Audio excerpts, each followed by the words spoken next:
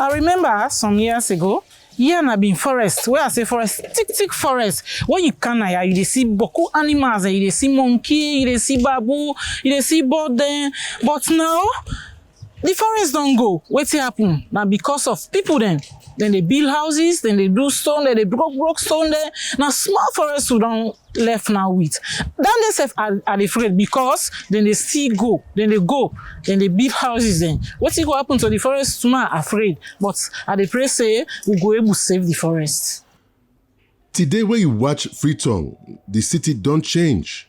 The peninsula area, usai Freetown dey, self don't change. Usai we know say thick forest been dey, pass we dey imagine now how the forest been turn like some 10 years back.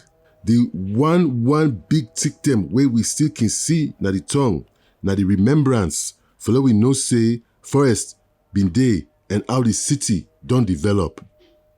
Especially from where we get war na this country.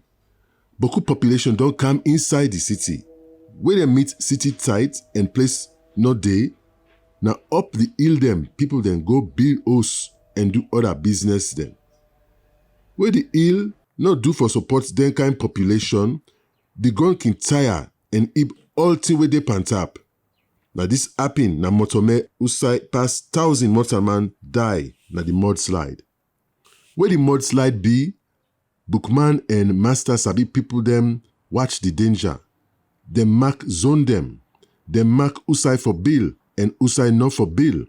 But new hosts then still they come up near usai disaster been don't happen. Not to Motome no more than get this problem. All sign a Freetown. People they build na then heal them as if nobody no care or member waiting been pass na Motome. But na then forest then they na Motome, Regent and all sign at the peninsula. Na the forest then this where they pump water for Freetown and Western area communities them. And na this forest na inno they allow flooding na the tongue because the forest supposed for catch the water. Guma Damp na one big sigh 13 mile off the city. Usai the one old Freetown above say water the gather we go do for them.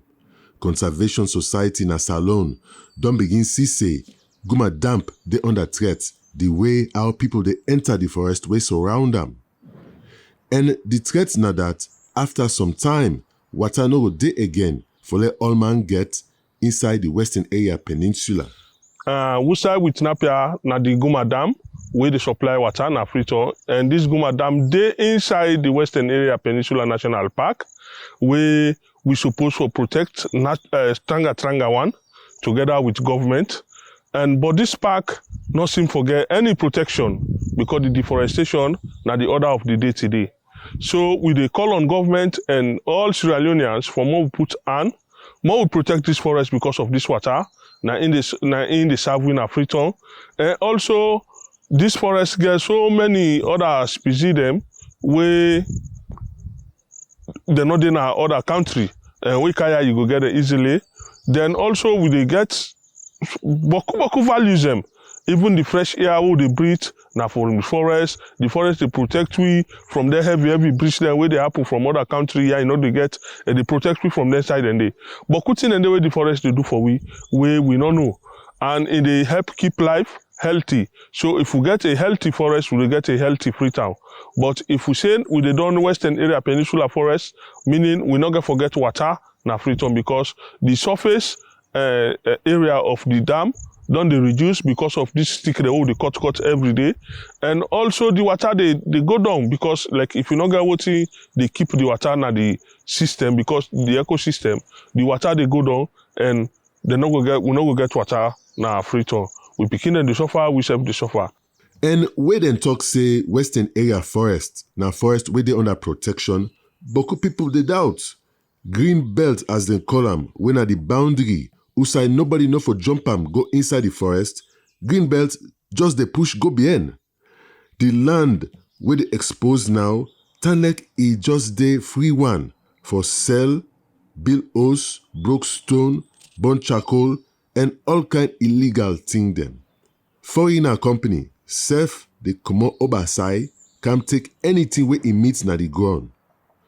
Looks like a John Obey, usai professional mining company don't come, puel, and they don't go, like na above case. This na problem when our government no more can tap am because na government na dey give license where they allow company for enter the forest, pull timber and do mining. As how the people them na the Western Area Peninsula, then they under the forest in shade.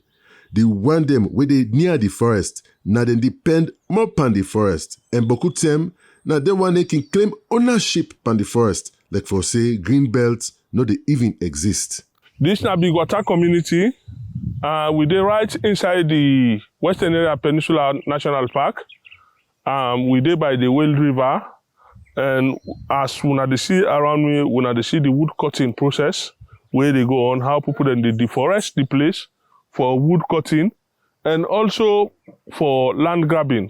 They see how they don't cut down the forest around me here, just for the construction of houses and so burning of charcoal, logging, and you can even snap naya and you dey yeri power saw them. They holler uphill for go by manomo. And then really they cut board from around 7 o'clock till at night, na morning they transport them.